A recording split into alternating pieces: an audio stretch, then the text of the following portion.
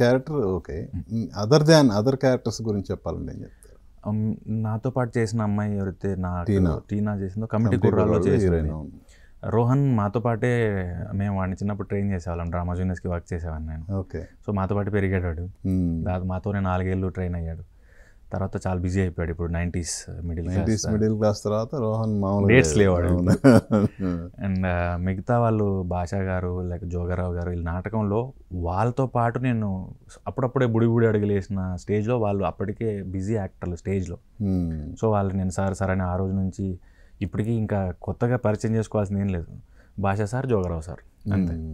And ఇద్దరు వాళ్ళకి పేరుగా చేసిన యాక్టర్స్ ఆల్రెడీ సినిమాల్లో బిజీగా ఉన్న వాళ్ళే. బేబీలో మదర్గా చేసిన వాళ్ళ ఆవిడ, కుమారి శ్రీమతిలో చేసిన ఆవిడ, వాళ్ళిద్దరూ బిజీగా ఉన్న వాళ్ళే. మోర్ లైక్ తెలిసిన వాళ్ళే, ఫెమిలియర్గా ఉన్న వాళ్ళే. కొత్తగా పరిచయం చేసుకొని మీ పేరేంటని అనే అవసరం పడలేదు. అండ్ ఎక్కువ క్యారెక్టర్స్ లేవు, సబ్ ప్లాట్స్ అలాంటివి ఏం లేవు. కాబట్టి చిన్న కురు వెళ్ళాము, ఒక పిక్నిక్ వెళ్ళినట్టుగా సరదాగా షూట్ చేసుకుని వచ్చాము. అంటే జనరల్గా ఇప్పుడు ప్రీ వెడ్డింగ్ షూట్ అనేది అంటే కొన్ని ఏరియాల్లోనే కాదు, అసలు మన డెస్టినేషన్ షూట్స్ కూడా జరుగుతున్నాయి కదా. మరి ఈ సినిమాలో ఏంటి మీరు ఎంచుకున్న ప్రీ వెడ్డింగ్ సంబంధించిన లొకేషన్స్ ఏంటి, ఎలా? అది డైరెక్టర్ శ్రీకాకుళం నుంచి.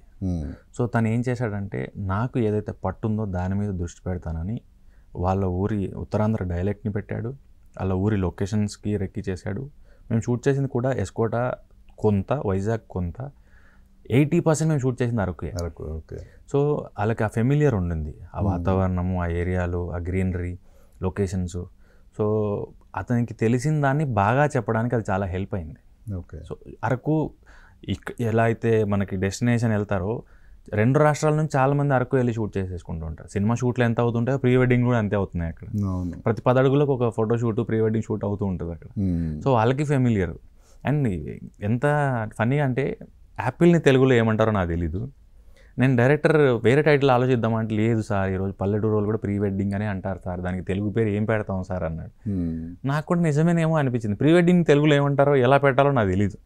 అండ్ అందరికీ ఫెమిలియర్ వర్డ్ అది, ఇంగ్లీష్ పదం అయినా కూడా ఈరోజు చదువుకున్న వాళ్ళకి, చదువుకున్న వాళ్ళకి, సిటీ వాళ్ళకి, పల్లెటూరు వాళ్ళకి అందరికీ ప్రీ వెడ్డింగ్ ఫెమిలియర్. ఇంకా అందుకే ఆ టైటిల్కి అలాగా చికెన్ అయిపోయాను.